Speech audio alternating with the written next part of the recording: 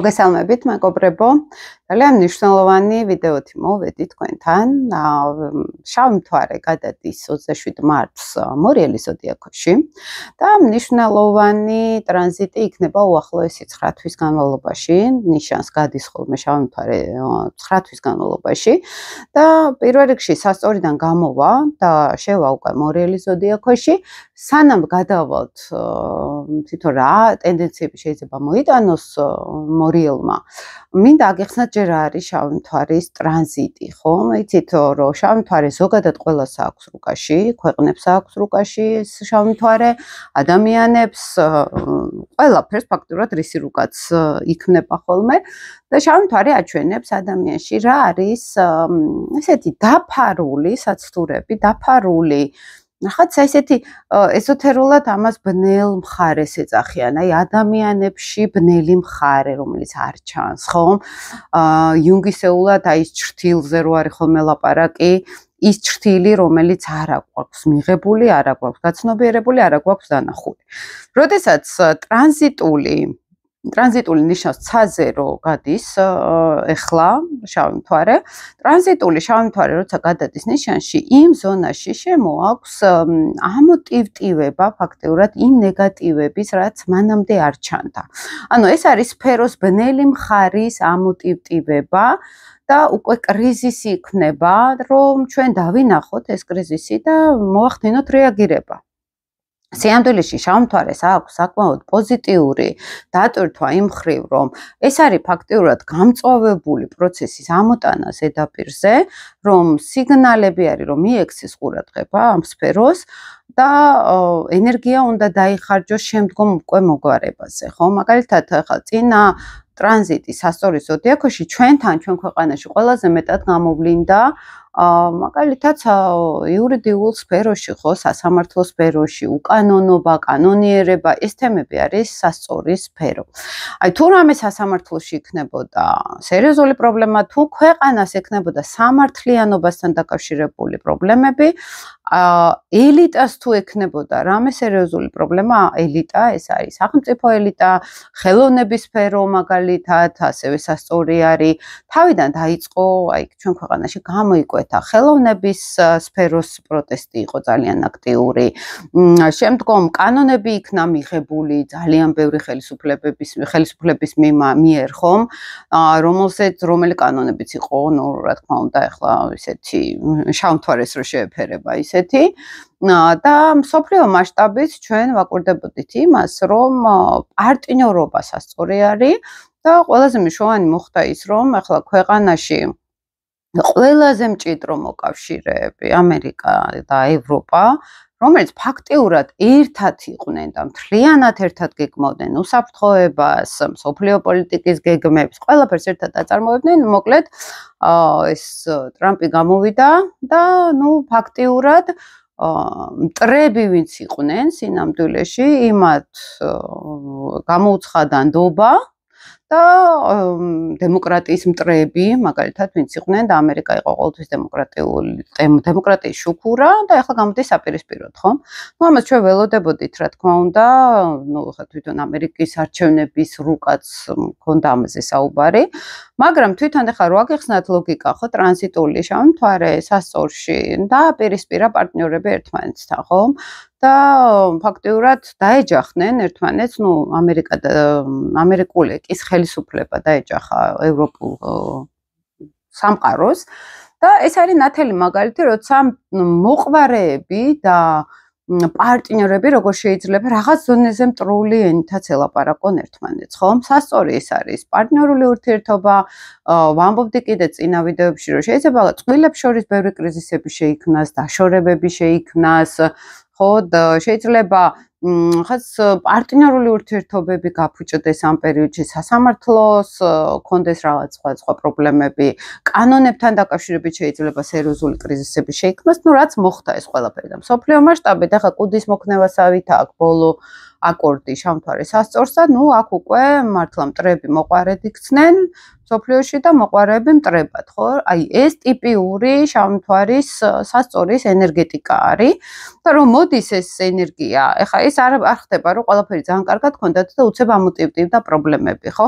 სადღაც იქ ევროპა ძალიან მიეჯაჭვა ამერიკას და რაღაცა ალბათ, ნუ აი ასტროლოგიური მენტალობიდან რო ვთქვათ, სადღაც გაპასიურდნენ, როგორც ემართებათ ხოლმე შავმთვარე, ვისაც ვთქვათ სასწორში ყავს, ხო, როცა მე იმდენად დამოკიდებული გავხდი ჩემ პარტნიორზე, რომ მე მარტო უკვე ვიკარგები სადღაც, ხო და მე უკვე სუსწოდები. აი ეს იდეა, სადაც იდო, ყველაფერს მოარყევდა აქ მაგალითად ეს შავი მთვარე. სადაც იქნებოდა უკანონობა, მაგალითად, ხო, და იქ არ მოგვარდა ამ უკანონობაში რაღაცეები, ან იყო ურთიერთობა პარტნიორული და იქ სადღაც ბალანსი დაირღვა, შავი მთვარე ამას ამოატივტივებდა. ეხლა შეიძლება ეს ძალიან ცუდად ჟღერდეს, იმიტომ რომ ძალიან ბევრი ადამიანისთვის, ქვეყნებისთვის იქნება ეს საკმაოდ კინოული და განსაკუთრებით ეხლა ამერიკელი ხალხისთვის ეს ნენელა ეხლა უკვე არის რაღაც პრობლემები მან, მაგრამ საერთო ჯამში ენერგიებზე რო ვილაპარაკოთ, აქ სადღაც მოხდა, ნუ ან ამერიკა იყო დომინანტი და არ იყო აქ ჯანსაღი პარტნიორობა სავარაუდოდ, ეს იყო დომინანტი და ის მეორე მხარე, ევროპული მხარე პასიურ პოზიციაში, ხო? ესეთი რაღაცები ერღვევა ხოლმე, საერთოდ როგორც წესი და ამ ტრანზიტებზე ხვდებით ხოლმე, რა ენერგიებს შეექმნებათ ზოგადად პრობლემები. ეხლა რას ნიშნავს ეხლა რომ იცვლება შავი მთვარე და გადადის მორიელში, ჯერ უნდა აგიხსნათ მორიელი რა ენერგეტიკა არის. ზოგადად მორიელის ენერგეტიკა მართავს დიდ-ფულს ბიზნესებს, კრიმინალურ სამყაროს, ძალოვან სტრუქტურებს, საიდუმლო სამსახურებს, ომს მაგალითად, ასევე კრიზისებს მართავს მორიელი. სხვათა შორის იმასთანაც არის კავშირში, რადიოაქტიული ნივთიერებები, კავშირში არის რაღაც მომწამლელ ნივთიერებებთან, რაღაც ისეთ უბედურ შემთხვევებთან არის კავშირში მორიელი და ზოგადად უსაფრთხოების სფეროც მორიელი არის. რამდენადაც აქვს ქვეყანას გამართული უსაფრთხოება, იმდენად ნაკლები იქნება მორიელის ენერგეტიკის გავლენა, მაგალითად ქვეყნებში და სადაც ეს პრობლემები არის, უფრო და უფრო ამოტივტივდება და უფრო გამოაჩენს, ხო?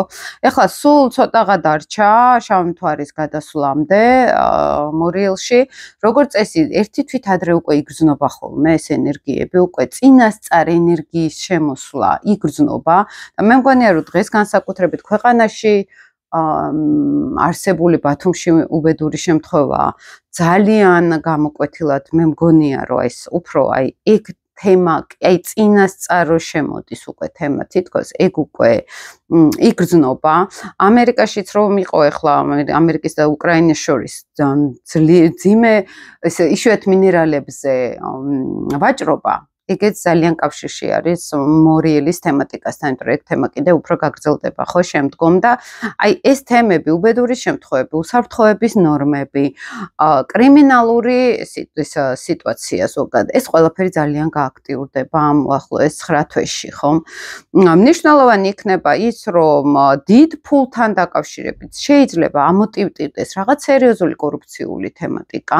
კორუფცია ზოგადად უფრო მორიელური თემა არის. უკანონობა, ზეწოლა ფულით და ან რაღაცა ესეთი კრიმინალურ გარჩევებს ზოგადად მორიელი მართავს ხოლმე შავი მთვარე მორიელის თემატიკა არის უფრო რაღაც კრიმინალური გარჩევები მე მგონია რომ აი ასეთ ინფორმაციებს საკმაოდ ისე მძიმედ გავიგებთ იმიტომ რომ შავი მთვარის ტრანზიტი ცოტა ემოციურ სიმძიმეს იწვევს ხოლმე, აი რომ თითქოს შოქში ჩაგვაგდებს, ეს არის ლილიტის ენერგია, ისეთ მძიმე სენსიტიურ თემას ამოატივტივებს, რომელიც საკმაოდ რთულად მისაღები არის ხოლმე.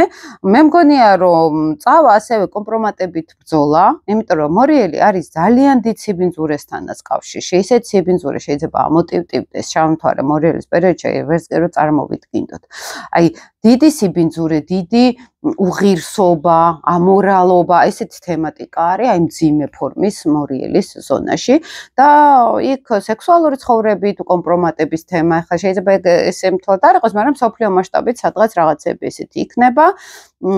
კრიმინალური სამყაროს გააქტიურება იქნება, საკმაოდ მოპარვა იქ ქურდობების, სხვისი ქონების დაზიანებები, ეს მორიალური თემატიკა არის და მე მგონია, რომ ეს თემები შეიძლება ძალიან გამწვავდეს და ძალიან ამოტივტივდეს. ძალოვან სტრუქტურებსაც პრობლემები შეექმნებათ. შეიძლება ძალიან გააგრესიულდნენ ახლა ჩვენ ქვეყანაში, ხო, მარტო ახლა მსოფლიოზე ნაკლებად რო ვილაპარაკოთ, აი ისეთი უსაფრთხოების სფერო, დაზვერვა, ძალოვანი სტრუქტურები, თავდაცვა, აი ეს სფეროები ძალიან დიდ კრიზისში მგონია, რომელიღაც ახლა ყველა არ მოიშლება და ყველაფერი კი არ დაირღვევა, მაგრამ აი ეტაპობრივად, აი ხა ჩვენთან რა იყო მთელი 9 თვის განმავლობაში, ეს მოსამართლეები, ეს ეხლანდელი ეს ჟურნალისტების დევნა, სასამართლო პროცესები, ეს ყველაფერი ზოგადად, სასწორის თემაში ვტრიალებდით. ჩვენთან ფოკუსში იყო სასამართლო და კანონები. ხო, მთელი ამ 9 თვის განმავლობაში, ხო?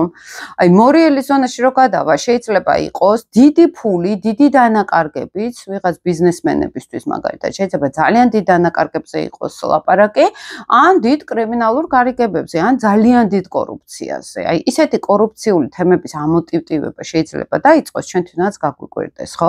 ხა ვისაც ამ ყველაფერთან შეხება არ აქვს, არ შეეხება. მაგრამ მნიშვნელოვანი არის გავითვალისწინოთ, რომ აი თქვა, ეხლა დიდი კრედიტების აღება, დიდი სესხების, რომ აი ეხლა ბიზნეს დავიწყებ და ავიღებ რაღაც 200,000, მაინც კარგი არ არის ამ პერიოდში, იმიტომ რომ შავმა მთვარემ აი ეს იცის რაღაცნაირად აი ვალებთან ამ ფულთან დაკავშირებით გამოწვევები იცის და კრიზისები იცის გარკვეულწილად და ცოტა ყურადღებით უნდა იყოთ. მორიელი დაკავშირებულია ომებთან, მსხვერპლთან, ასევე მანიპულატორებთანაც დაკავშირებული არის. ზოგიერთი შემთხვევაში შეიძლება აღმოჩნდეს რაღაც ისეთი მანიაკებს იზიდავდეს იქნება, იმიტომ რომ მორიელი ასევე ამ თემასთან არის კავშირში. შეიძლება გააქტიურდეს ეზოთერიკა, კითხავები, აი ეს თემები ძალიან ისეთი საინტერესო გახდეს ადამიანებისთვისაც, ხო? და იმიტომ რომ აი სამკითხაო თემატიკა ან აი ესეთი რაღაც ესე ჩაუბნელი კატეგორიაო რა იტყვიან, ისეთი მომხიბვლელი გახდეს, ხო, გარკვეულწილად. ესე ხურობით რო ვთქვა.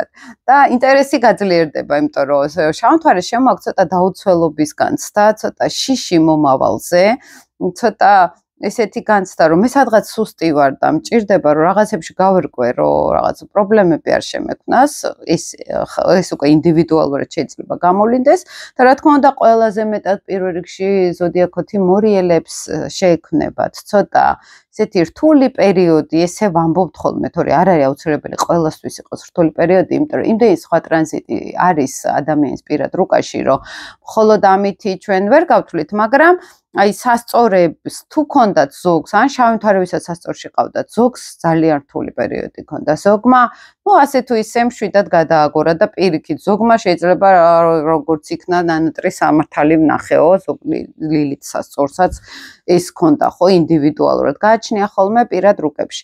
მეორე, როდესაც ხა ადამიანს შავი მთვარე ყავს მორიელში, ამას ვეძახით შავი მთვარის დაბრუნებას.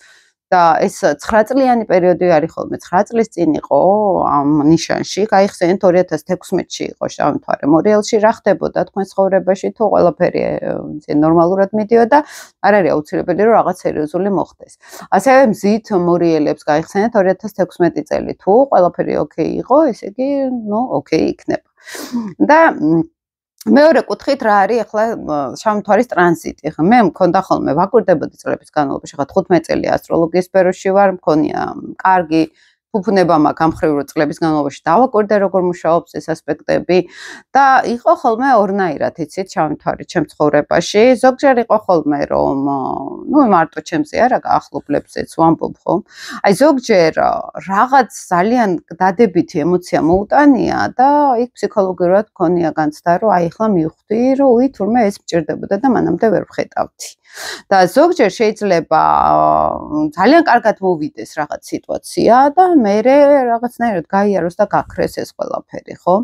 აი ამ ენერგიას იძლევა შავი მთვარის ტრანზიტი. ზოგჯერ შეიძლება ეს ძალიან პოზიტიურად ფსიქოლოგიური გაანალიზებისთვის მოვიდეს და მივხვდი აქ მესიჯს და უკვე დავდგები ფეხზე, ან თუ ეს არ არის საკმარისი უკვე მე მოდის ცოტა ტრამვებით, ცოტა დარტყმებით, ხო? და აი აქ გვიწევს რაღაცნაირად დავიწყოთ კითხვები, რატომ მოხდა ეს, რატო დამარტყმა ყველაფერმა, ხო? რა არის ჩემ ქვეცნობიერში ისეთი შიში, ან ისეთი საცდური, რომ მე რაღაც დამჭირდა რომ ამ სიტუაციაში შევსულიყავი. აი ესეთი მომენტები უკვე ინდივიდუალურ ცხოვრებებში ძალიან აქტიური გახდება. ახლა ძალიან მნიშვნელოვანი იქნება მორიელისთვის ეს ტრანზიტი.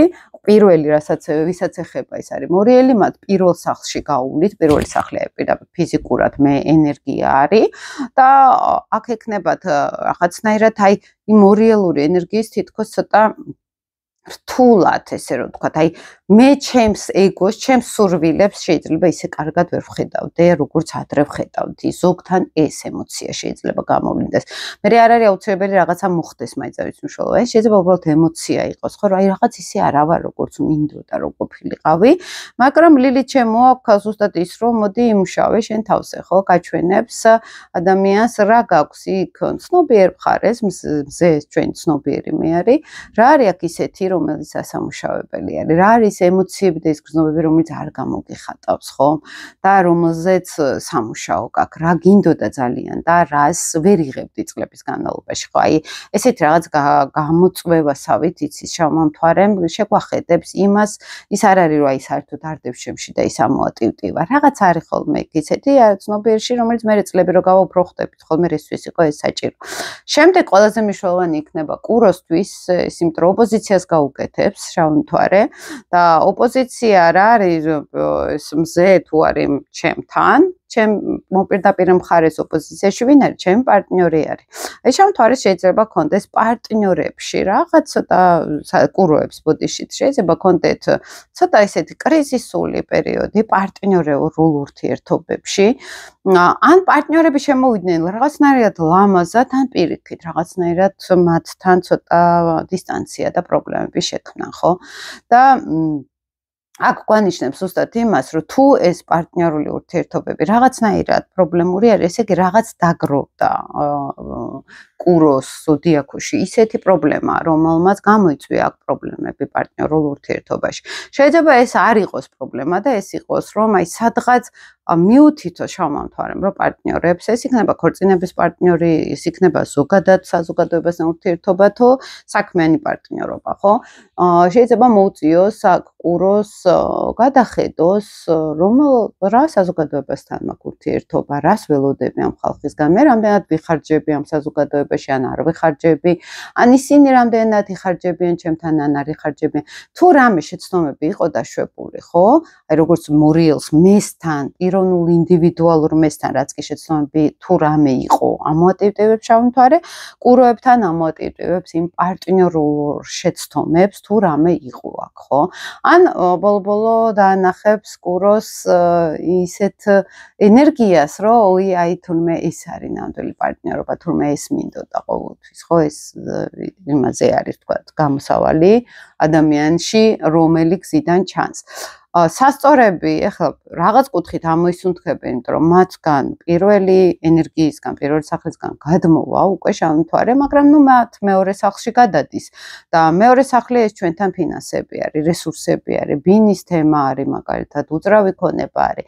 აი აქ შეიძლება ცოტა კრიზისები, ან ფინანსური კრიზისები შეექმნათ უფრო სასწორებს, ზოგთან პირიქით შეიძლება ახალი პერსპექტივები გაიხსნას, ხო, ახალი ენერგიები გაიხსნას, ნუ ესეთი მნიშვნელოვანი ამბავი არის, აი ესეთ გამოკვეთილად რო ვილაპარაკოთ აქ და აი მე ზოდიაქოებზე ცალკე გაგიკეთებთ ამ ვიდეოს უკვე სათითაოდ რო არ ძალიან არ გაიწელოს, მაგრამ აი ამას გამოყოფდი ერთ-ერთ გამოკვეთილად მნიშვნელოვნად აქ კურო მორიელის ღერძს, ვისთანაც გაივლის ეს შავი მთვარე, მაგრამ ქვეყანაში მე ზოგადად ველოდები უფრო აი სერიოზულ რაღაც ისეთ აი ამ თემებთან, ფინანსურ უსაფრთხოების თემასთან პრობლემებს, აი ეს უსაფრთხოების ნორმების დარღვევა იქნება ძალიან მძიმედ გამოკვეთილი, იქნება კორუფციული თემატიკა ძალიან მძიმედ. ეხლა არავის არ ურჩევ რაღაც, აი ვინც კი დიდ ბიზნესში არის, მათ ადგილას დავტილად არ მოვისურვებდი ყოფნას, იმიტომ რომ თავარი ლილიტი ეხლა მანდ გაივლის, მანდ შექმნის პრობლემებს, მან დამოატივტივებს სოფლიო დონეზეც ფინანსების პრობლემები შეიძლება შეიქმნას და ეს რაღაც დიდი ესე მოთამაშეების სერიოზული დაპირისპირებები ვიხილოთ, ხო? ვიხილოთ ასევე გაბანკროტება ვიღაცეების, სრული განულება მაგალითად, ხო? ზოგს ეს პირდაპირ შეეხება, გააჩნია ხოლმე პირად რუკაში რა ხდება და ყველაზე მთავარი მეგობრებო, აი ხო გეუბნებით რა, შეიძლება ურთულესი კომბინაციები იყოს საძე, მაგრამ მე თუ ჰარმონიაში ვარ, მე თუ შინაგანად საკუთარ თავთან კონტაქტი მაქვს, ხო? აი ფსიქოლოგიურად თუ სწორი გზით მივდივარ, სწორკარმულად მივდივარ, ნაკლებად რომ ეს შეგვეხოს, იცით და მნიშვნელოვანი ის არის, რომ თუ სადმე არის რაღაც ის, რაც თვალისთვის არ არის დანახული, აი აქ შეიძლება ამოტივტივდეს ამ შავმთვარეზე პრობლემები. ზოგთან შეიძლება ეხლა ვისაც შავმთვარის დაბრუნება აქვს ან მორიელში ყავს პლანეტები ძირითადად და გაუვლის მთელა ეს შავმთვარე ამ პლანეტებს. ზოგთან პირიქით შეიძლება ისეთ რაღაც აღმოჩნდეს, რომ ისეთი რესურსები დაინახონ თავიანთ თავში, ან ძალიან დიდი ხნის წინ დაგროვებული მოუგვარებელი პრობლემა მოაგვარონ. ზოგთან შეიძლება ხა გარისკონ რაღაც სერიოზული და გამოუვიდეთ, ხო, ვისაც განსაკუთრებით ჩამოთვარე ყავს მორიელში. აქ არის ხოლმე ძირითადად, რომ აი ამ რეალიზირება, აი ამ ძაფრი ემოციები ზოგჯერ არ ხდება ხოლმე და სხვათა შორის ეს მსხვერპლის როლიც არის, ხო? აი ხლა ისეთი შავმთვარე მორიელში ეს არის ვისაც ყავს ნათალურ რუკაში, ლევან აბაშიძე რო იყო სხვათა შორის ჩვენი მსახიობი, ძალიან ისეთ როგორი ემოციური ღრმა და ესეთ სულიერი ტიპაჟი იყო, შავმთვარე მორიელში ყავდა და როგორც კი აფხაზეთის ომი დაიწყო, ეგრევე წავიდა, აღმავალი კეჩხები ყავდა და რაღაც სამშობლოს იდეალებისთვის და ვერც ჩააღწია ხო წესიერად, მალევე გარდაიცვალა მოულოდნელად. აი ესეთი კრიზისები ზოგადად, ხო, აი ეს მორიელური თემატიკა არის რა, მასეთ კრიზისულ სიტუაციებში, აი რომ დაიძრა, წავიდა რაღაც სამშობლოს იდეალებისთვის და ძალიან ტრაგიკულად დაიღუპა, ხო, აი ეს მორიელური თემატიკა არის ზოგადად, მსხვერპლის როლი გარკვეულწილად ან არის მოძალადის ენერგეტიკა, ან მსხვერპლის როლი, ხო, ან რაღაცა ისეთი შეეწირება რაღაცა სიტუაციას, აი ესეთი როლი შეიძლება იყოს და სხვათა შორის დოსტოევსკისაც ჰქონდა სულ შავმთვარე მორიელში ყავდა და აი ეს დანაშაული და სასჯელი და ის მთელი მისი ეს რომანები რაღაცნაირად მსხვერპლისა და აი ამ იმ ჭიდილში, ემოციურ ჭიდილში იყო, ხო ეს ყველაფერი. აი ეს ენერგეტიკა დევს ამ მორიელში.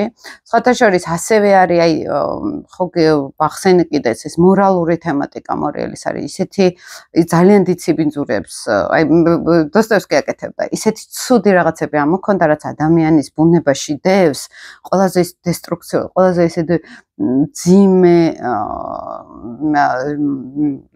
ძიმე თემებს ამოიტანდა ხოლმე ადამიანის ქვეცნობიერიდან. აი ესეთი თემატიკა არის მორიელთან დაკავშირებული და შეიძლება იცაზე ზუსტად ეს ენერგია შემოდის, რომ შეიძლება ასეთ რაღაცებთან კონდეს შეხება. მე მგონია, რომ ომის ფაზაც ასევე უკრაინაში სერიოზულად ცოტა ისეთ მძიმედ წავა, იმიტომ რომ ეს ენერგია ასევე დაკავშირებული არის აი ბევრ მსხვერპლთან, სისასტიკესთან და აი ესეთ თემატიკასთან, ესეთ რაღაცები უნდა გააქტიურდეს. მაგრამ ეს არ არის აუცილებელი რომ ყველასთან ესე იყოს, ხო და აბსოლუტურად ყველასთან რაღაც ნეგატივი იყოს. ეხლა როგორც შავმთვარე სასწორში არის და ხალხს 5-5000-იანი ჯარიმა მისდით რაღაც კანონის გამო და ეს ყველა ძალიან ბევრ შეეხო, თუმცა არის ხალხი, რომელსაც არ შეეხო, ხო და თუმცა ახლა ემოციურად ალბათ ყველას შეგვეხო ეს, მაგრამ ზოგადად თემას გიყვებით, რომ ეს არ არის აუცილებელი ყველასთან იყოს აქტუალური, თუმცა ვისაც ჩამოთვარე ყავს მორიელში, ეს ძალიან მნიშვნელოვანი არის იმ კუთხით, რომ ლილიტის დაბრუნება აქვს. ზოგს, ვისაც სასწორში ყავდა ლილიტი, ზოგთან ძალიან კარგად წავიდა საქმე და პირიქით ისეთი პოზიტიური ცვლილებები იყო, რომ თვითონაც გაკურებულები იყვნენ, ზოგს ძალიან მძიმედ დაარტყა ამ ლილიტმა, ხო? ზოგმა ძალიან მძიმე კრიზისები ნახეს ცხოვრებაში და არ ვიცით ხოლმე როგორ იქნება. ზოგჯერ მქონია მძიმე პერიოდი ლილიტის დაბრუნებაზე, ზოგჯერ არაჩვეულებრივი პერიოდი და ზოგჯერ საერთოდ ნეიტრალურიც არის ხოლმე, ხო? არ ვიცით, იქ სხვა ბევრი რაღაცა უნდა იყოს, მაგრამ თუ ყველაფერი კარგად არის ხოლმე, ესე იგი რაღაც ვალების თემაში არ აქვს ადამიანს დაგროვილი ბევრი ნეგატივი. და მე რასაც ვაკვირდებოდი ხოლმე ზოგჯერ ლილიტის დაბრუნების დროს გაცნობიერებები გვაქვს ძალიან ბევრი. აი ის ლილიტი ხო არაცნობიერზე მუშაობს, რომ საერთოდ ვერ ხედავთ ჩვენ რო გვაქვს და აი აქ გარკვეულწილად შეიძლება ამოატივტივოს ის, რომ მე დავინახე და მე შემიძლია უკვე მუშაობა ამაზე. ეს უკვე ძალიან მაღალი ადგილი, მაღალი ლეველი არის, ესე რომ ვთქვათ, ხო, გაცნობიერებების და ამასაც მნიშვნელოვან როლს, ესეც მნიშვნელოვანი როლი არის ჩვენთვის, რომ ჩვენ დავინახოთ ეს ყველაფერი, ხო? თუ რამე კითხვები გექნებათ, მეგობრებო, მომწერეთ, იმიტომ რომ მეორე ვიდეოც მაქვს ჩასაწერი უკვე ზოდიაქოს ნიშნებზე. და ზოდიაქო რატო არის მნიშვნელოვანი, მეგობრებო, იმიტომ რომ მზე არის მაინც ცენტრი, ხო, ასტროლოგიურად მთელი ეს პლანეტარული ცენტრი არის და ვხედავთ ამას, თორე განაკლებად არის, ხა მთვარე მორიელი ვისაც აყავს და იმ შავ მთვარე რო გადავა მთვარესთან შინაგანად ემოციურად იგრძნობენ ამას, მაგრამ მზე არის ცნობიერი, მე ვხედავ, მე ვაცნობიერებ ამ ყველაფერს, ხო, ეს ენერგია არის და უფრო გრძნობთ მზის მდებარეობას, თან ისეთი ძლიერი ცენტრი არის მზე და ამის მიხედვით სახლებში, რომელ სახლებში გვხვდება ხოლმე ამას, ფაქტობრივად შეგვიძლია ვთქვათ, ნათალურ უკაშიც ადგავა შავი მთვარე იმ სახლს, ეხლა მაგალითად დონალდ ტრამპს მესამე სახლში გასდის შავი მთვარე და გასაგებია მისი კომუნიკაციის ფორმა შავი მთვარით რო არის, ხო, გარკვეულწილად კარნახევი, ესე რომ ვთქვათ, ბევრი შეცდომების რისკი არის ხოლმე მაგ სახლში, როცა გადის შავი მთვარე და ვიცით უკვე ადამიანს სად აარტყამს, ხო, მაგრამ არის შემდგომ კიდე მზისგან გამომდინარე, რომელ სახლში გადის, ხო, ეს ორ